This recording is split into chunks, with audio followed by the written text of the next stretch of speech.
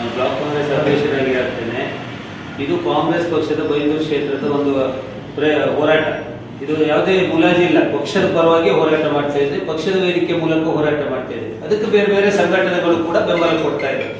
ಯಾವುದೇ ರೀತಿಯ ಕಾಂಗ್ರೆಸ್ ಪಕ್ಷದ ಗೊಂದಲ ಇಲ್ಲ. ಕೆಲವೊಂದು ಮುಖಂಡರಲ್ಲಿ ಅದರ ಬಗ್ಗೆ ಬೇರೆ ಬೇರೆ ಅಭಿಪ್ರಾಯ ಇರ್ಬೋದು ಬಿಟ್ರೆ ಹೋರಾಟ ಮಾಡಿದ ಬ್ಲಾಕ್ ಕಾಂಗ್ರೆಸ್ಗೂ ಬೈಂದೂರು ಬ್ಲಾಕ್ ಕಾಂಗ್ರೆಸ್ ಗಲಾಟೆ ಇದೆ. ಇಲ್ಲ ನಮ್ಗೆ ಯಾವುದೇ ಬ್ಲಾಕ್ ಕಾಂಗ್ರೆಸ್ಗೆ ಯಾವುದೇ ಪಕ್ಷದ ಇದಕ್ಕೆ ಗಲಾಟೆ ಇಲ್ಲ. ನಾಡ್ದು 3ನೇ ತಾರೀಕಿನ ಕಾರ್ಯಕ್ರಮಕ್ಕೆ ಇಡೀ ಜಿಲ್ಲಾ ಕಾಂಗ್ರೆಸ್ಸಿನವರು ಸಹ ಭಾಗವಹಿಸುತ್ತಾರೆ. ಆ ಮೂಲಕ ಜಿಲ್ಲಾ ಕಾಂಗ್ರೆಸ್ಸಿನ ಎಲ್ಲ ಮುಖಂಡರು ಬ್ಲಾಕ್ ಕಾಂಗ್ರೆಸ್ ಅಧ್ಯಕ್ಷರು ಕುಂದಾಪುರ ಬ್ಲಾಕ್ ಕಾಂಗ್ರೆಸ್ಸಿಗೂ ಮನವಿ ಮಾಡ್ತೇವೆ, ಅವರು ಕೂಡ ಭಾಗವಹಿಸುತ್ತಾರೆ. ಪಕ್ಷದ ಕಾರ್ಯಕ್ರಮ ಇದು, ಬರ್ತಾರೆ ಎನ್ನುವಂತ ಭರವಸೆ ಇದೆ. ಆ ಮೂಲಕ ನಾವು ಪಕ್ಷದ ವೇದಿಕೆಯಾಗಿ ಇದನ್ನು ಏನ್ ಮಾಡ್ಕೊಂಡು ಹೋಗ್ತಾ ಇದ್ದೇವೆ. ಅದಕ್ಕೆ ಬೇರೆ ಬೇರೆ ಸಂಘಟನೆಗಳ ಮೂಲಕ ಬೆಂಬಲ ಕೊಡ್ತಾ ಇದ್ದಾರೆ. ಮತ್ತೆ ಇಲ್ಲಿ ಸಿದ್ದಾಪುರ ಏತ ನೀರಾವರಿ ಬಗ್ಗೆ ನಾನು ಬ್ಲಾಕ್ ಅಧ್ಯಕ್ಷನಾಗಿ ನನ್ನ ನಿಲುವು ನಾನು ಕಂಡುಕೊಂಡ ಪ್ರಕಾರ, ಸಿದ್ದಾಪುರ ಏತ ನೀರಾವರಿಯಲ್ಲಿ ಕೇವಲ 1200 ಹೆಕ್ಟೇರ್ ಮಾತ್ರ ನೀರು ಹೋಗ್ತಾ ಇದೆ. ಇದನ್ನು ತಾವು DPR, ನೀವು ಪತ್ರಿಕಾ ಮಾಧ್ಯಮದವರು DPR ಸಾರ್ವಜನಿಕರಿಗೆ ಮುಟ್ಟಿಸಬೇಕು, ಸಾರ್ವಜನಿಕರಿಗೆ ತೋರಿಸಿ ಅಂತ. ಯಾಕೆಂದ್ರೆ 4300 ಹೆಕ್ಟೇರ್ ಭೂಮಿಯಲ್ಲಿ ಇಡೀ ಸಿದ್ದಾಪುರ ಏತ ನೀರಾವರಿ ಹಾದು ಹೋಗುವ ಪ್ರದೇಶದಲ್ಲಿ 1200 ಹೆಕ್ಟೇರ್ ಮಾತ್ರ ನೀರು ಹೋಗ್ತಾ ಇದೆ. ಅದರಲ್ಲಿ ಸಿದ್ದಾಪುರದ ಕೆಳಭಾಗದ ಇಡೀ ಗ್ರಾಮದಲ್ಲಿ ಕೆಳಭಾಗದಲ್ಲಿ 2 ವಾರ್ಡಿಗೆ, ಆಜ್ರಿ ಇಡೀ ಗ್ರಾಮದ ಕೆಳಭಾಗದಲ್ಲಿ 2 ವಾರ್ಡಿಗೆ, ಕರ್ಕುಂಜೆಯಲ್ಲಿ ಒಂದು ವಾರ್ಡಿಗೆ ನೀರು ಹೋಗ್ತಾ ಇದೆ. ಅದು ಬಿಟ್ರೆ ಉಳಿದ ಅಷ್ಟು ಹೊಸಂಗಡಿಯಲ್ಲಿ ಒಂದು ಸಣ್ಣ ಕೆರೆಗೆ ನೀರು ಹಾರಿಸುವಂತದ್ದು ಒಂದು ಯೋಜನೆ ಇಟ್ಕೊಂಡಿದ್ದಾರೆ.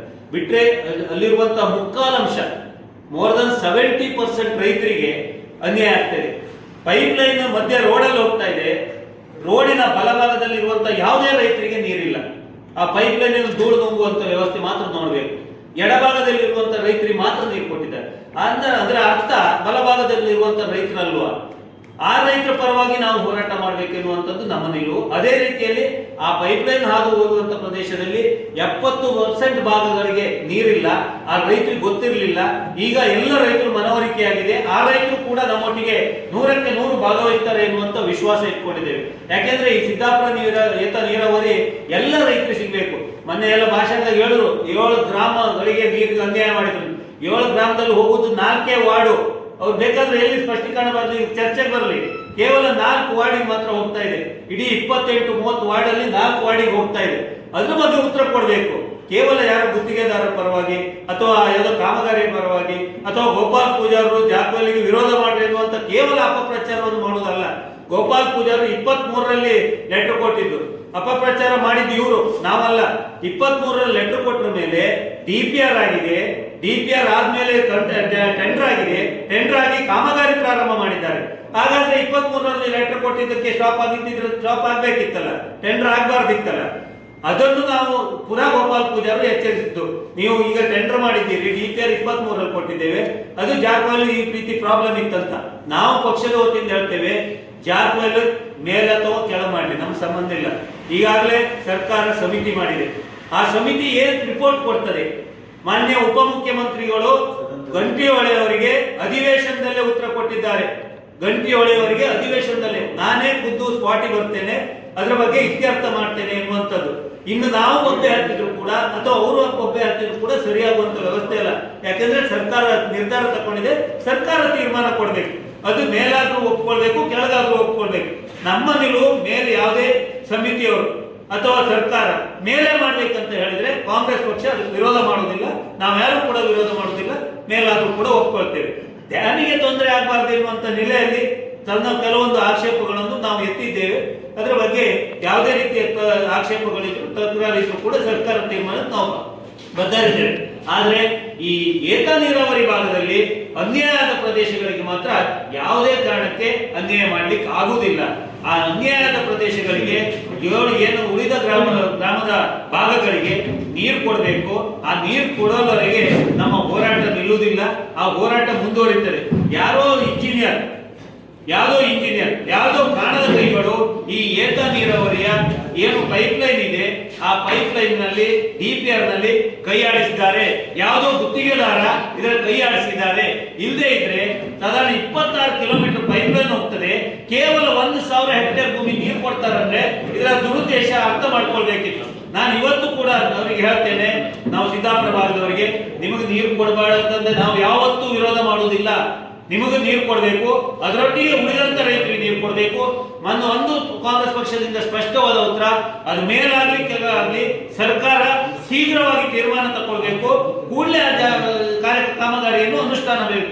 ಇದು ನಮ್ಮ ಉದ್ದೇಶ. ಮತ್ತೆ ಕಳ್ಳೂರಿನಿಂದ ಏನು ಪಾದಯಾತ್ರೆ ಮಾಡ್ತಾ ಇದ್ದೇವೆ, ಕಳ್ಳೂರಿನಿಂದ 3ನೇ ತಾರೀಕಿಗೆ ಬೆಳಿಗ್ಗೆ 9:30 ಗಂಟೆಗೆ ಜಿಲ್ಲಾ ಕಾಂಗ್ರೆಸ್ಸಿನ ಹಾಗೂ ಬ್ಲಾಕ್ ಕಾಂಗ್ರೆಸ್ಸಿನ ನೇತೃತ್ವದಲ್ಲಿ ಹಾಗೂ ವಿವಿಧ ಸಂಘಟನೆಗಳ ನೇತೃತ್ವದಲ್ಲಿ ಆ ಪಾದಯಾತ್ರೆ ಉದ್ಘಾಟನೆ ಆಗ್ತದೆ.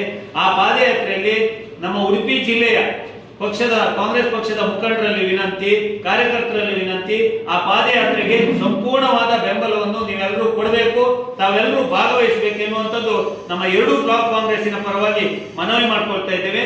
ಹಾಗೆ ಏನು ಆ ಭಾಗದ ರೈತರಿದ್ದಾರೆ, ಇವತ್ತು ಇಡೀ ಬೈಂದೂರು ಕ್ಷೇತ್ರ, ಯಾರು ಹೇಳಿದ್ರು ನಿನ್ನೆ ಫೇಸ್ಬುಕ್ ಅಲ್ಲಿ ನೋಡಿದೆ, ಬೈಂದೂರು ಕ್ಷೇತ್ರದವರು ಎಲ್ಲರೂ ಭಾಗವಹಿಸ್ತಾರೆ. ಏನು ಕುಡಿಯೋ ಇದು ಬಲದಂಡೆ ಹೋಗುದು ಒಂದು 3-4 ಗ್ರಾಮಕ್ಕೆ ಎನ್ನುವಂಥದ್ದು, ಇದು 3-4 ಗ್ರಾಮದ ಪ್ರಶ್ನೆ ಅಲ್ಲ. ಬಲದಂಡೆ ಒಂದು ಮೂಲ ಯೋಜನೆ, ಅದು ಅನುಷ್ಠಾನ ಆಗಬೇಕಾದ್ರೆ ನಮ್ಮ ನಾಯಕರಾದಂತ ಗೋಪಾಲ್ ಪೂಜಾರ ನೇತೃತ್ವದಲ್ಲಿ ಹೋರಾಟ ಮಾಡ್ತಾ ಇದ್ದೇವೆ. ಇಡೀ ಬೈಂದೂರು ಕ್ಷೇತ್ರದ ಕಾಂಗ್ರೆಸ್ ಪಕ್ಷದ ಕಾರ್ಯಕರ್ತರು, ಮುಖಂಡರು ಅದರ ಜೊತೆ ನಿಲ್ತೇವೆ ಎನ್ನುವಂಥದ್ದು ನಮ್ಮ ನಿಲುವು. ಅದರೊಟ್ಟಿಗೆ ಇಡೀ ಬೈಂದೂರು ಕ್ಷೇತ್ರಕ್ಕೆ ಕುಡಿಯೋ ನೀರು ಇವತ್ತು ಏನಾದ್ರೂ ಹೋಗುದಿದ್ರೆ ಅದು ವರಾಯಿ ನದಿಯಿಂದ ಪ್ರತಿ ಗ್ರಾಮಕ್ಕೆ ಕುಡಿಯೋ ನೀರು ಹೋಗ್ತದೆ. ಆ ಕುಡಿಯೋ ನೀರು ಅವ್ರಿಗೆ ಬೇಕಾಗ್ತದೆ. ಅವರೆಲ್ಲರೂ ಕೂಡ ನಮ್ಮೊಟ್ಟಿಗೆ ಹೋರಾಟದಲ್ಲಿ ಕೈ ಜೋಡಿಸ್ತಾರೆ. ಆ ನೆಲೆಯಲ್ಲಿ ನಾವು ಏನು ಕಳ್ಳೂರಿನಿಂದ ಹೊರಟಂತ ಪಾದಯಾತ್ರೆ ಅಂಪಾರಿನಲ್ಲಿ ಮಧ್ಯಾಹ್ನದ ಊಟ ಮುಗಿಸಿ ಅಲ್ಲಿಂದ ಶಂಕರನಾಳದಲ್ಲಿ ಕೊನೆಗೊಳ್ಳುತ್ತದೆ. 2ನೇ ದಿನದ ಪಾದಯಾತ್ರೆ ಶಂಕರನಾಳದಿಂದ ಹೊರಟು ನಮ್ಮ ಸಿದ್ದಾಪುರದ ಹೊನ್ನಮ್ಮ ದೇವಸ್ಥಾನದ ಹತ್ತಿರ ನಾವು ಊಟದ ವ್ಯವಸ್ಥೆ ಮಾಡಿದ್ದೇವೆ. ಅಲ್ಲಿಂದ ಪಾದಯಾತ್ರೆ ಹೊರಟು ನೇರವಾಗಿ ಸಿದ್ದಾಪುರದಲ್ಲಿ ದೊಡ್ಡ ಸಮಾವೇಶವನ್ನು ಹಮ್ಮಿಕೊಂಡಿದ್ದೇವೆ 3 ಗಂಟೆಗೆ. ಆ ಸಮಾವೇಶಕ್ಕೆ ನಾನು ಆ ಭಾಗದ ಇಡೀ ಬೈಂದೂರು ಕುಂದಾಪುರ ತಾಲೂಕಿನ ರೈತರಲ್ಲಿ ಮನವಿ ಮಾಡ್ತಾ ಇದ್ದೇನೆ, ಎಲ್ಲರೂ ಭಾಗವಹಿಸಿ. ಯಾಕೆಂದ್ರೆ ಇದೆಲ್ಲರೂ ನಿಮ್ಗೆ ವರಾಯಿ ಎನ್ನುವಂಥದ್ದು ನಿಮ್ಗೆ ಬೇಕು. ಮತ್ತೆ ಏನು ಕುಡಿಯೋ ನೀರು ಬೇರೆ ಬೇರೆ ಯೋಜನೆ ಇದೆ, ಬೆಳ್ತಂಡಿಗೆ ಹೋಗ್ತದೆ ಎನ್ನುವಂಥದ್ದು ಈಗಾಗಲೇ ಮಾತಿದೆ. ಖಂಡಿತವಾಗಿ ಉಡುಪಿ ಜಿಲ್ಲೆಯಿಂದ ಹೊರಗೆ ಹೋಗ್ಲಿಕ್ಕೆ ನಾವು ಯಾರು ಬಿಡುವುದಿಲ್ಲ. ಆ ಬೆಳ್ತಂಡಿಗೆ ಹೋಗ್ಲಿಕ್ಕೆ ನೀರನ್ನು ಯಾವುದೇ ಕಾರಣಕ್ಕೆ ನಮ್ಮ ಕ್ಷೇತ್ರದಲ್ಲಿ ಕೊಡ್ಲಿಕ್ಕೆ ನಾವು ಖಂಡಿತ ಬಿಡುವುದಿಲ್ಲ. ಅದರ ವಿರುದ್ಧ ಹೋರಾಟ ಮಾಡಲಿಕ್ಕೆ ಈಗಾಗಲೇ ಈ ಪಾದಯಾತ್ರೆ ಒಂದು ಕಾರಣ ಆಗ್ತದೆ. ಆ ಮೂಲಕ ನಮ್ಮ ಜಿಲ್ಲೆಗೆ ಏನು ಸಂಬಂಧಪಟ್ಟಿದೆ ತಕೊಂಡು ಹೋಗಿದ್ದಾರೆ, ಅಷ್ಟಕ್ಕೆ ಸೀಮಿತವಾಗಿರ್ಬೇಕು. ಇನ್ನು ವರಾಯಿ ಏನಿದ್ರು ಕೂಡ ರೈತರಿಗೆ ಕೊಡಬೇಕು. ರೈತರಿಗೆ ಮತ್ತು ಈ ಭಾಗದ ಯಾರು ಕುಡಿಯುವ ನೀರು ಯೂಸ್ ಮಾಡ್ತಾರೆ ಅವರಿಗೆ ಕೊಡಬೇಕು. ಯಾಕಂದ್ರೆ ಉಳ್ಳೂರಿಗೆ ಇವತ್ತು ಡ್ಯಾಮ್ ಇದೆ, ಉಳ್ಳೂರಿಗೆ ನೀರಿಲ್ಲ. ಹೊಸಂಡಿಗೆ ಡ್ಯಾಮ್ ಇದೆ, ಅಲ್ಲಿ ನೀರಿಲ್ಲ. ಎಡಮೊಗೆಗೆ ಡ್ಯಾಮ್ ಹತ್ರ ಇದೆ, ಅಲ್ಲಿ ನೀರಿಲ್ಲ. ಯಾವುದೇ ಗ್ರಾಮಕ್ಕೆ ಅಲ್ಲಿ ಹತ್ತಿರದವರು ನೀರು ಕೊಡ್ಲಿಲ್ಲ, ಎಲ್ಲೆಲ್ಲಿಗೋ ತಕೊಂಡು ಹೋಗ್ತಾ ಇದ್ದಾರೆ. ಆದ್ರೆ ನಮ್ಮ ರೈತರದ್ದು ತಪ್ಪಿದೆ, ನಮ್ಮ ಜನಪ್ರತಿನಿಧಿಗಳು ಇಷ್ಟರೊಳಗೆ ಇದನ್ನ ಹೋರಾಟ ಮಾಡಬೇಕಿತ್ತು. ರೈತರು ನಮ್ಮ ಜಿಲ್ಲೆಯ ರೈತರು ಸೈಲೆಂಟ್ ಕೂತದ್ರಿಂದ ಇಷ್ಟು ವರ್ಷ ಬೇಕಾಯಿತು. ಅದಾಗಬಾರ್ದು. ಇನ್ನಾದ್ರೂ ಎಚ್ಚೆತ್ತುಕೊಂಡಿದ್ದೇವೆ. ನಾವೆಲ್ಲರೂ ಒಟ್ಟಾಗಿ ಪಕ್ಷಾತೀತವಾಗಿ ನಾವು ಇವತ್ತು ಯಾರು ಬೆಂಬಲ ಕೊಟ್ಟರು ನಾವು ಸ್ವೀಕರಿಸ್ತೇವೆ. ಅವರಿವರು ಎನ್ನುವಂತ ಪ್ರಶ್ನೆ ಇಲ್ಲ. ಈ ಪಾದಯಾತ್ರೆಗೆ ಸಂಪೂರ್ಣವಾದ ಬೆಂಬಲವನ್ನು ಎಲ್ಲರೊಟ್ಟಿಗೆ ಯಾಚಿಸ್ತೇವೆ. ಎಲ್ಲರೂ ಕೂಡ ಭಾಗವಹಿಸಬಹುದು ಎನ್ನುವಂತ ಮಾತನ್ನು ಹೇಳುತ್ತಾ ಅವಕಾಶಕ್ಕಾಗಿ ವಂದಿಸ್ತೇವೆ.